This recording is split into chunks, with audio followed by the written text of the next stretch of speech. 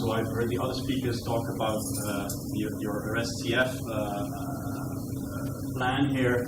I don't know about how it was 10 years ago, but if you talk to anybody in Rotterdam and talk about CF, AREST CF is the study you should talk about. I mean, that's the world-leading center, so there's no doubt about that this is the most important center. So that's where we went, obviously. Also what I would like to do as part of this plan is to learn from you, to learn from your data collection, to learn from your data analysis, and introduce that back in Rotterdam, and use that to our advantage, both for Australia and for Rotterdam research. Steve already talked about precision medicine. What I want to introduce is why is that important? Now, obviously, follow-up and treatment of CF are extremely important. You should all come to your follow-up meetings. There's no doubt that it's very important. But the question is, some children now have a diagnosis very early. Most of them have a very early diagnosis, even when there are no symptoms. And you might ask, is it necessary to use in all those children exactly the same follow-up rate and treatment? Now, if you find something, that will be treated, so there will be differences. But as long as everything goes according to plan, everybody follows exactly the same follow-up. And is that really true? Isn't it that all children are different, and also all children with CF are different, and maybe they need a different follow-up plan and treatment plan? So what I would like to do, as has been done before already, but in a larger extent and using all the different possible predictive factors, is find and identify the children that will have milder disease and the children that have more severe disease. You can do that in the very early stages, but you could also do it at the preschool ages or in the school ages. So at every point in time you might wonder, is it good to have the standard follow-up, the standard treatment, or perhaps we can do something more or something less?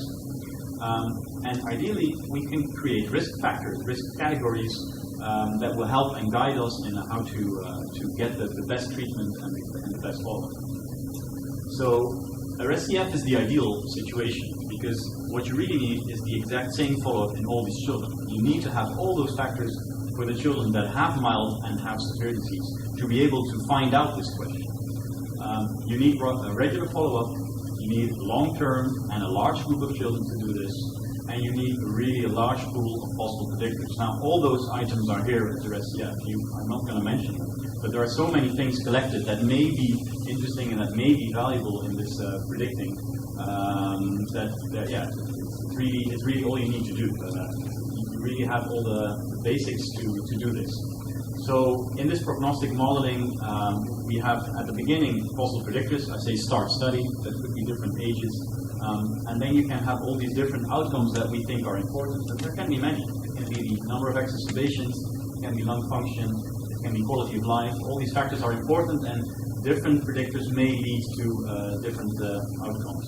And as I already kind of showed, ideally we could say, okay, this group of factors, this combination of factors makes you a high-risk patient, so perhaps we should increase therapy, or we should increase the follow-up rate. If you're a medium risk, we might say, let's continue the normal. And even if you're a very low risk, you might even decide to say, let's decrease the follow-up rate, decrease the number of CT scans, decrease the number. Obviously, it's way too early to already do that. Please stick to your regular follow-up scheme. But it might be possible that for some children and adolescents this is possible. And then, in the end, we really can try to treat every patient as an individual patient and give the best treatment and best follow-up that's available for that specific child. As I already mentioned, another plan is to get more interaction. Tim already showed that there's a good interaction between Rotterdam and Australia on CT scans, but actually right now we are starting to use the same follow-up mechanisms as the AREST CF in Rotterdam, in Utrecht, and we're trying to recruit other centers as well to do this. And obviously that would be a great advantage, because even if you have one of those prognostic models, you need to validate them. You need to say, this is what happens in Australia, but you need to then say, look, if we apply the same to data in another center, it is valid, so it's really true. So that's really ideal to do that in Dutch centers, and even by combining the data sets, you might increase power, get more children, and find more important predictors. So these are just some of the things that I would like to do. Thank you very much for allowing me to do that. supporting it, and I'm looking forward to it.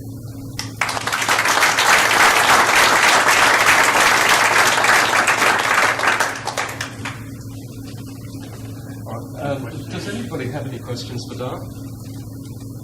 It's probably a bit early because he hasn't really started working. But look, if I can just say that it's been an absolute thrill to see the appointment of Dan and through the huge generosity of the Rothwell Family Trust.